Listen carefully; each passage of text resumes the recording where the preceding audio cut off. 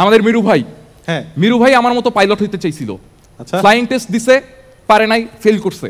এখন মিরু ভাই মনের দুঃখে তুষার ভাইয়ের সাথে দুষ্ট পানি খায়। তবে মিরু ভাইয়ের অবস্থান এখনো আমার চেয়ে অনেক উপরে, কারণ আমি থাকি আকাশে আর ওনারা দুইজন মহাকাশে। আরো একদিন আমি বিমান চালাচ্ছি, হুট করে বিমানের কন্ট্রোল আমি হারায় ফেলছি। কন্ট্রোল রুমে জানাইলাম, কন্ট্রোল রুম আমাকে বলল বিমানে যত অতিরিক্ত অস্ত্র শস্ত্র বোমা বারুদ আছে সব ফালায় দেন। আমি ফালাই দিলাম, তাও কন্ট্রোল পাচ্ছি না। এইবার আমি আবার কন্ট্রোল রুমকে জানালাম, কন্ট্রোল রুম আমাকে বলল বিমানে অতিরিক্ত যত খাদ্যদ্রব্য আছে ফালায় দেন। আমি ফালাই দিলাম, কন্ট্রোল পাচ্ছি না।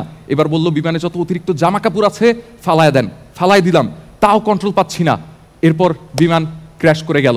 আমি প্যারাশুট দিয়ে নিচে নামলাম, নিচে নেমে হাঁটছি, হুট করে একটা ছেলের সাথে দেখা।